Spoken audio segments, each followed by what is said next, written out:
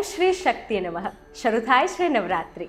નવરાત્રિ એટલે પ્રકૃતિ, સંસ્કૃતિ, શક્તિ અને ભક્તિના દિવસો. માના નવ સ્વરૂપની આરાધના કરવાના દિવસો. આમ તો વર્ષમાં 4 નવરાત્રિ આવે છે. 2 ગુપ્ત નવરાત્રિ, ચૈત્ર નવરાત્રિ અને શારદીય નવરાત્રિ.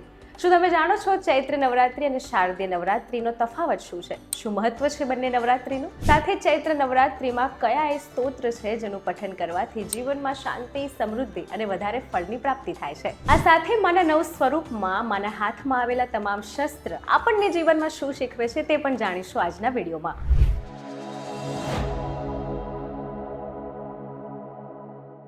નમસ્કાર, હું જાહ્નવી પંડ્યા. ચૈત્ર નવરાત્રિ અને શારદીય નવરાત્રિ મૂળ રૂપે પવિત્ર દિવસો છે મા દુર્ગાની આરાધના કરવાના. ચૈત્ર નવરાત્રિ માર્ચ અને એપ્રિલની આસપાસ આવે છે.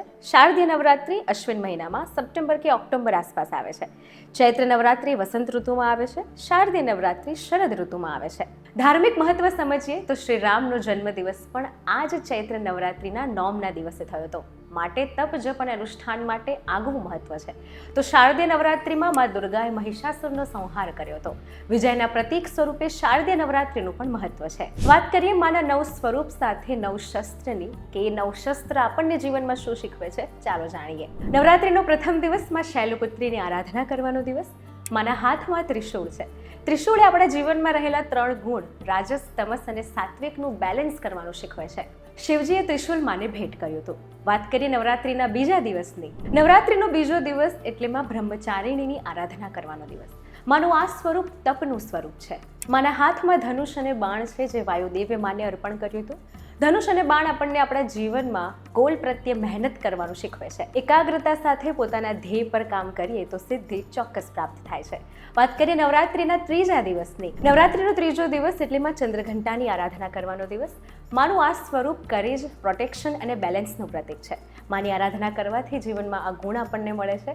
સાથે માના હાથમાં શંખ છે. શંખ એ પવિત્રતાનું પ્રતીક છે. નવરાત્રિનો ચોથો દિવસ એટલે માં કુષ્માંડાની આરાધના કરવાનો દિવસ. માનું આ સ્વરૂપ એ બ્રહ્માંડની સર્જન શક્તિ છે. માના હાથમાં તલવાર છે જે અંધકાર પર વિજયનું પ્રતીક છે. જીવનમાં વધારે મુશ્કેલી હોય, કંઈ સમજ ના પડતી હોય તો માના આ સ્વરૂપની આરાધના કરવી જોઈએ. નવરાત્રિનો 5મો દિવસ એટલે માં સ્કંદ માતાની આરાધના કરવાનો દિવસ. સ્કંદ માતા એટલે કાર્તિકેયની માતા. માતૃત્વનું પ્રતીક આ માતા દર્શાવે છે. આ સાથે માના હાથમાં ગદા છે જે શારીરિક અને માનસિક બળનું પ્રતીક છે. નવરાત્રિનો 6થો દિવસ એટલે માં કાત્યાયનીની આરાધના કરવાનો દિવસ. કાત્યાયન ઋષિને ત્યાં માં કાત્યાયની અવતર્યા હતા. આ સાથે ભગવાન શ્રી કૃષ્ણ માટે પણ ગોપીઓએ વ્રત કર્યું હતું. કહેવાય છે કે કુંવારી દીકરીઓ યોગ્ય વર પ્રાપ્તિ માટે માં કાત્યાયનીનું વ્રત કરે છે. નવરાત્રિનો 7મો દિવસ એટલે માં કાલરાત્રિની આરાધના કરવાનો દિવસ. જીવનમાં અંધકાર હોય, વધારે નિરાશા હોય, નકારાત્મકતા હોય તો માના આ સ્વરૂપની પૂજા કરવી જોઈએ. માના હાથમાં સુદર્શન ચક્ર છે.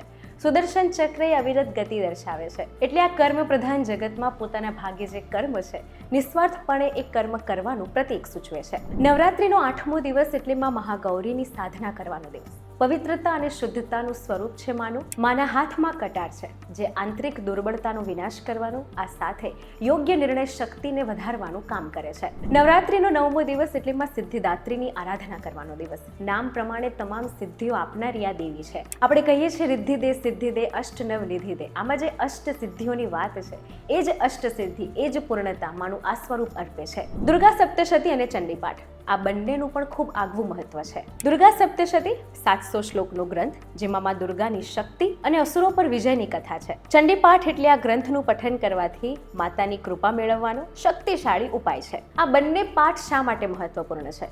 નવરાત્રિના દિવસોમાં જાગરણ, ઉપાસના અને તપનું ખૂબ મહત્વ હોય છે. ચંડીપાઠ, દુર્ગા સપ્તશતીનું પઠન કરવાથી જીવનની તમામ નકારાત્મકતાઓ દૂર થાય છે.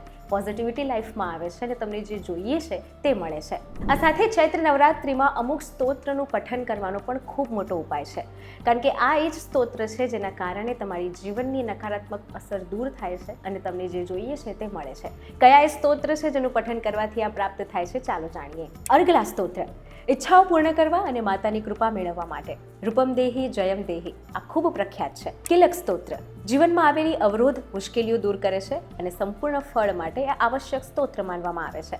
દેવી કવચ રક્ષણ માટે અને નકારાત્મક શક્તિઓથી બચાવે છે. સિદ્ધ કુંજિકા સ્તોત્ર સંપૂર્ણ દુર્ગા સપ્તશતીનો સાર માનવામાં આવે છે અને ઓછા સમયમાં જો યોગ્ય શ્રદ્ધાથી કરવામાં આવે તો વધારે ફળ આપે છે. આ બધામાં સૌથી મહત્વની સ્તુતિની વાત કરીએ તો શક્રાદે સ્તુતિ.